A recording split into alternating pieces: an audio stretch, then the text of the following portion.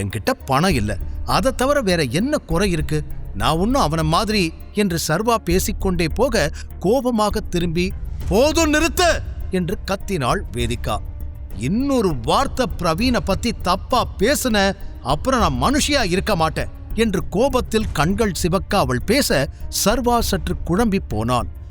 பிரவீன் போன்ற ஒருவன் கெட்டவன்தான் என்பதை சர்வா சொல்லாமலேயே வேதிகா புரிந்து கொள்ள முடியும். அப்படி இருந்தும் ஏன் அதை ஏற்றுக்கொள்ளாமல் அவனுக்காக கோபப்படுகிறாள் என்பதை சர்வாவால் புரிந்து கொள்ள முடியவில்லை. பிறகு பெருமூச்சோடு அவளை பார்த்தவன், சரி, நீ சொல்றது எனக்கும் புரியுது. ஆனா நீ உன் தாத்தா பேச்ச மீறி இத பண்ணா உனக்கு தான் பிரச்சனையாகும். நாம 2 பேரும் ஒன்னா போகலேன்னு அவருக்கு தெரியாம போயிடுமா என்ன? இவ்வளோ தெளிவா நமக்கு டிக்கெட் எடுத்து கொடுத்தவரு நாம சேர்ந்து போறோமான்னு செக் பண்ண மாட்டாரா என்று நிஜமான குழப்பத்துடன் கேட்க, நாம 2 பேரும் ஹஸ்பண்ட் அண்ட் ஒய்ஃபா சந்தோஷமா வாழறோம்னு நினைச்சு அவர் டிக்கெட் எடுத்து கொடுத்திருக்காரு. ஆனா நாம தான் அப்படி வாழலையே.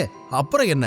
சொல்லப்போனா உனக்கு என்ன ஆனாலும் நான் கவலைப்பட மாட்டேன், எனக்கு என்ன ஆனாலும் நீ கவலைப்பட போறதில்லை என்று பேசிக்கொண்டே வந்த வேதிகா திடீரென அந்த பக்கமாக வேலையாள் நடந்து போக பேச்சை நிறுத்திவிட்டாள்.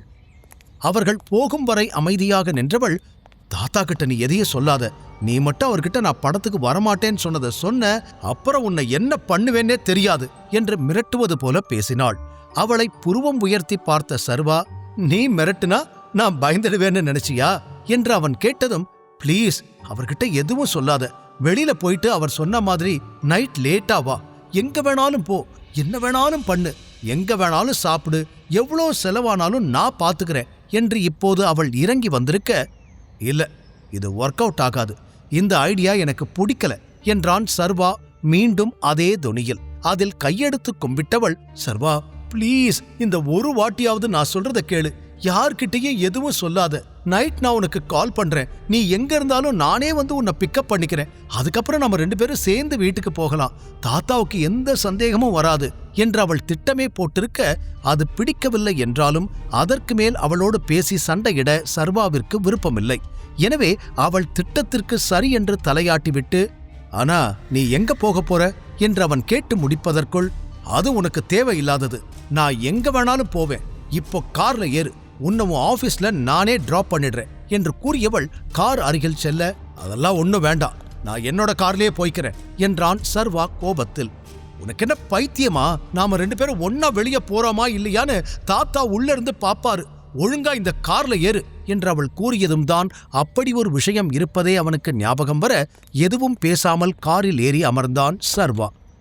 அதியமான் கொடுத்த மூவி டிக்கெட்டுகள் இப்போது சர்வா கையில் இருக்க அதை தூக்கி போட்டு விடலாம் என்று நினைத்தவன், இத மாயா கிட்ட கொடுத்தா அவ போவா என்று தோன்றியதில் அதை பாக்கெட்டுக்குள் வைத்துக் கொண்டான். காரை ஸ்டார்ட் செய்த வேதிகா சிறிது தூரம் வந்ததும், உனக்கு எல்லாமே புரிஞ்சதுதானே, இந்த பிளான பத்தி யார்கிட்டயும் சொல்லிடாத என்றாள். நீ என்னை எந்த அளவுக்கு வெறுக்கிறேன்னு நானே எல்லார்கிட்டயும் போய் சொல்ல முடியுமா? நான் எதையும் சொல்ல மாட்டேன் என்றான் சர்வா எரிச்சலோடு. ஒரு பொண்ணு தனியா இருக்கிற ரூமுக்குள்ள அத்துமீறி நுழைஞ்ச ஒருத்தனை வெறுக்காம வேற என்ன பண்ண முடியும் என்று வேதிகா திருப்பி கேட்டதில், அத்துமீறி நுழைஞ்சேனா? நான் உன் ரூமுக்குள்ள அத்துமீறி நுழைஞ்சேனா என்று சர்வா கோபத்தில் குரல் உயர்த்தினான். வேற என்ன பண்ண? அப்புறம் நானா உன்னை என்னோட ரூமுக்கு கூப்பிட்டேன்? ஒரு பொண்ணு தனியா ரூம்ல இருக்கான்னு தெரிஞ்சு உள்ள வந்தது நீ, வந்தது மட்டும் இல்லாம என்று ஏதோ பேச வந்த வேதிகா அத்தோடு வாயை மூடிக்கொள்ள சர்வாவுக்கு அவளது வார்த்தைகள் நெஞ்சில் கத்தியைப் போல இறங்கியது. காலையிலிருந்து அவனும் நிறைய பொறுத்து விட்டான்.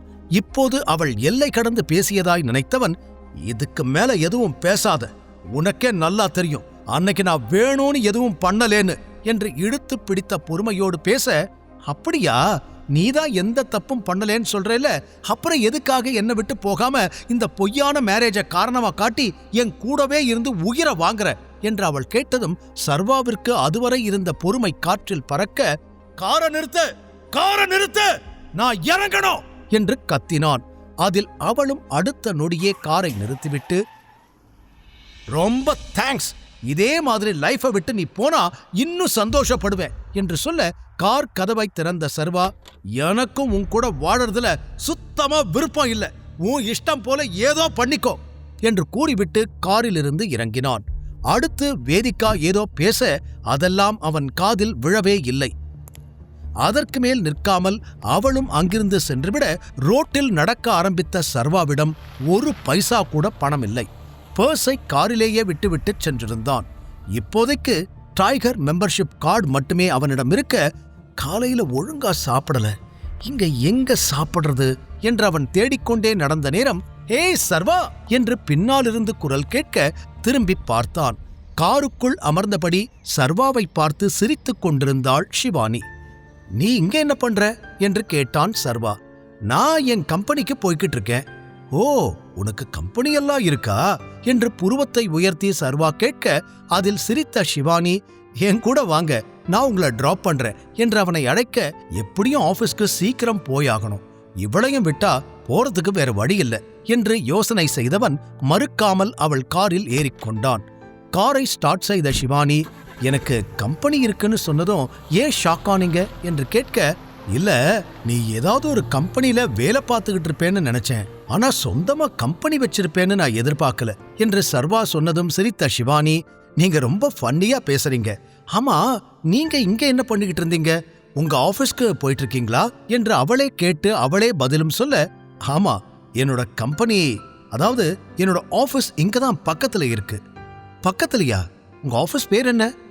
இமேஜிங் செக்யூரிட்டிஸ், அங்க நான் மேனேஜரா இருக்கேன் என்று அவன் கூறியதும், வாவ் நைஸ், ஆனா ஆபீஸ்க்கு போற ஒரு கையில மூவி டிக்கெட்ஸ் இருக்கு என்று அவன் கையில் இருந்த டிக்கெட்டை பார்த்து கொண்டே கேட்டாள் ஷிவானி. பணம் இருக்கிறதா என்று தேடியபோது டிக்கெட் கையில் கிடைத்திருக்க அதை அப்படியே வைத்திருந்தான். இப்போது அவள் கேட்டதும் அசட்டுத்தனமாக சிரித்தவன், அது படம் பார்க்க போலான்னு வாங்கினேன், ஆனா இப்போ என்று பாதியோடு நிறுத்த, யார் கூட படம் பார்க்க போலான்னு இருந்தீங்களோ அவங்க வரமாட்டேன்னு சொல்லிட்டாங்களா என்று சரியாக கேட்டாள் ஷிவானி. தன் கையில் 2 டிக்கெட்டுகள் இருப்பதை அவள் பார்த்துவிட்டாள் என அதிலிருந்து அவனுக்கும் தெரிந்தது. இதற்கு மேல் அவளிடம் பொய் சொல்லி சமாளிப்பது தேவையில்லாத வேலை என்று நினைத்தவன், இந்த டிக்கெட்ஸை நான் வேணும்னா உனக்கு தரேன், உனக்கு யார் கூட படம் பார்க்கணுமோ போய் பாரு என்று சொன்னவன் டிக்கெட்டை அவளிடம் நீட்ட, யார் கூட வேணாலுமா? அப்போ நீங்க வரீங்களா என்று கேட்டாள். வாட் என்று சர்வா சிறிது அதிர்ச்சியோடு கேட்க, எதுக்கு இவ்ளோ ஷாக் ஆகுறீங்க? உங்ககிட்ட டிக்கெட் இருக்கு, என்கிட்ட கார் இருக்கு, நம்ம 2 பேரும் சேர்ந்து போய் படம் பார்த்தா என்ன? எல்லாத்துக்கும் மேல எனக்கு ரொமான்டிக் பிலிம்ஸ்னா ரொம்ப பிடிக்கும். என்ன சொல்றீங்க, படம் பார்க்க போலாமா என்று அவள் மீண்டும் சாதாரணமாக கேட்க, சர்வாதான் பதில் சொல்ல முடியாமல் அவளை பார்த்தான்.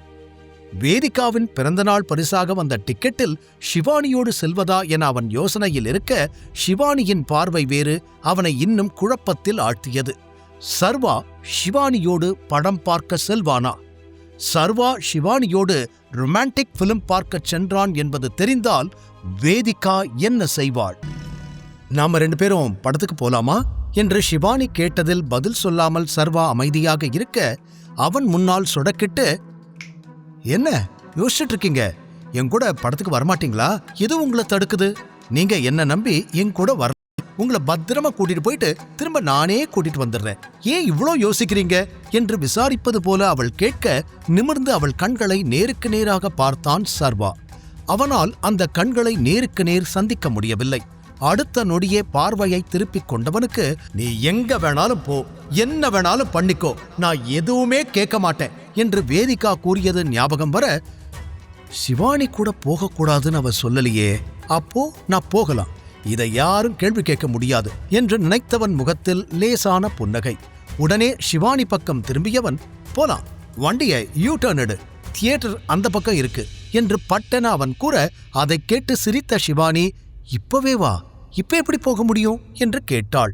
அதில் தலையில் அடித்துக்கொண்ட சர்வா, சாரி, மூவி ஈவினிங் தான், நம்ம ஈவினிங் 4 மணிக்கு மீட் பண்ணலாம், அதுக்குள்ள உன் வேலையெல்லாம் முடிச்சுடு, நானும் ஆபீஸ்ல ஒர்க் முடிச்சுட்டு வரேன், நம்ம போலாம் என்று சர்வா சொல்ல, இந்த டிராபிக்ல 4 மணிக்கு கிளம்பினா போக முடியாது, 3 மணிக்கே கிளம்பணும், அப்பதான் படம் ஸ்டார்ட் பண்றதுக்கு முன்னாடி போக முடியும் என்று ஷிவானி கூறியதும், 3 மணிக்கு என்னால வர முடியாது, எனக்கு 3 மணிக்கு ஒரு கிளைண்ட் மீட்டிங் இருக்கு என்றான் சர்வா. அதை கேட்டு புன்னகைத்த ஷிவானி, என் கூட தான் உங்க அப்பாயின்மெண்ட், ஒன்னும் பிரச்சனை இல்லை, முடிச்சுட்டு போலாம் என்றாள். சர்வா அவளை புரியாமல் பார்த்து, அப்போ டிஜிட்டல் வேர்ல்டு உன்னோட கம்பெனியா என்றான் அடுத்த நொடியே. அதற்கும் அவள் சிரித்துக்கொண்டே ஆமா. நம்ப முடியாமல் பார்த்த சர்வா, என்ன சொல்ற, என்னால நம்பவே முடியல. இப்ப 3 மணிக்கு உன் கூட தான் மீட்டிங்கா என்று உறுதிப்படுத்திக் கொள்வதற்காக அவன் கேட்க, ஆமா ஆமா ஏன் கூட தான் என்று ஷிவானி சொல்ல, வாவ் சூப்பர், அப்போ நீ ஏன் ஆபீஸ்க்கு வந்துரு, மீட்டிங் முடிச்சிட்டு நம்ம ஒன்னா போலாம் என்று கூறினான். ஓகே, எவ்வளோ சீக்கிரம் மீட்டிங் முடிக்க முடியுமோ அவ்வளோ சீக்கிரம் முடிக்கணும். அண்ட் இந்த ட்ரெஸ்ல என்னால மூவிக்கு வர முடியாது, வேற ட்ரெஸ் வாங்கணும். மீட்டிங் முடிஞ்சப்புறம் ஒரு சின்ன ஷாப்பிங் போலாம் என்று தன்னுடைய உடையை பார்த்து கொண்டே ஷிவானி சொல்ல, மூவி போறதுக்குன்னு ஏதாவது ஸ்பெஷல் ட்ரெஸ் இருக்கா, இந்த பொண்ணுங்களே இப்படிதான் போல என்று மனதில் நினைத்த சர்வா, ஓகே கண்டிப்பா போலாம் என்றான். அப்போ ஈவினிங் மீட் பண்ணலாம் என்று சொல்லிக்கொண்டே சர்வா ஆபீஸுக்கு வந்திருக்க வண்டியை நிறுத்தினாள் ஷிவானி. சர்வா இறங்கிக் கொள்ள அவளது கார் அங்கிருந்து கிளம்பியது. முழு கதையையும் கேட்டு மகிழ பாக்கெட் FM ஏப்பை டவுன்லோட் செய்யுங்கள். லிங்க் டிஸ்கிரிப்ஷனில் கொடுக்கப்பட்டுள்ளது.